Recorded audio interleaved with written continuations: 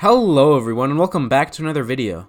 Today I'm going to talk a little bit about democracy and some critiques that I have of it, and ultimately what I view the best sort of political system to be, and just general things about democracy. We'll see where it goes. This is all extemporaneous, as you guys know, or hopefully you know if you've seen enough of my videos.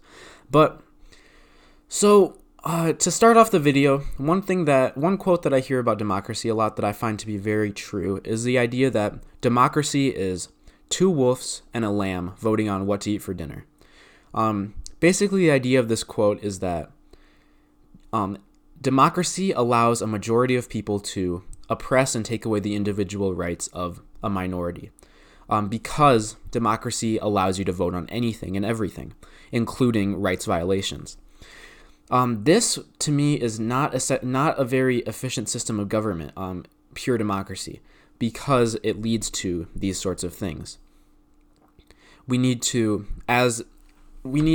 create a political system that has like some solid document, some sort of rule of law, and that basically prevents the government from passing any law or doing anything that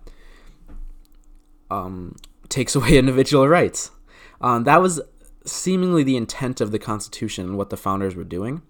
However, they had some inconsistencies, some problems, and ultimately, people don't really respect individual rights anymore.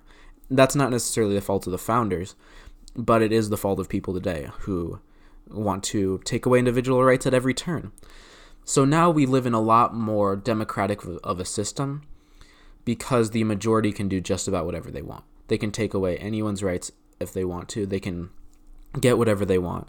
And a lot of people, I went to some like philosophy lecture, and the lady who was giving it essentially was like talking about knowledge, and ultimately her like main source of what truth was the collective, the society, this collective group, society.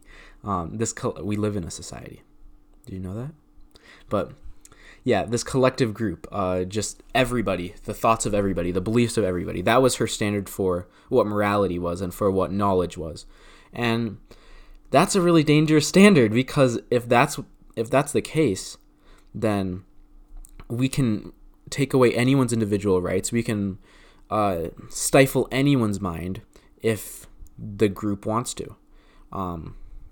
That is a very dangerous thing. That's what leads to almost all authoritarianism, almost all rights violations throughout history. So I don't know if that's a very effective system. I don't think democracy is very effective, because it generally has led to rights violations, pure democracy. Now, I think it's very important to create some sort of bounds on what democracy can do. So I think that's a big reason why why we are a republic. We're not a democracy, which is a very good thing. We are a republic. We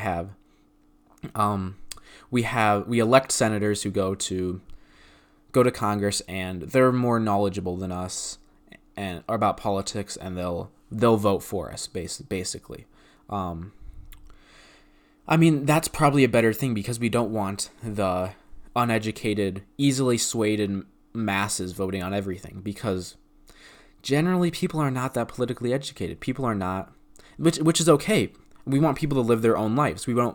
I don't worship politicians. I don't think they're someone that should be worshipped and viewed as superior human beings. I think they're basically just people who decided to take a little more interest in policy and legal things, while the rest of society was just decided to live their own lives and achieve happiness in their own ways. And it's beautiful either way.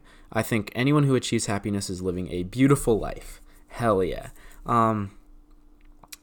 But yeah, so democracy, unfettered democracy, does not work. So we create things like a republic to restrain it.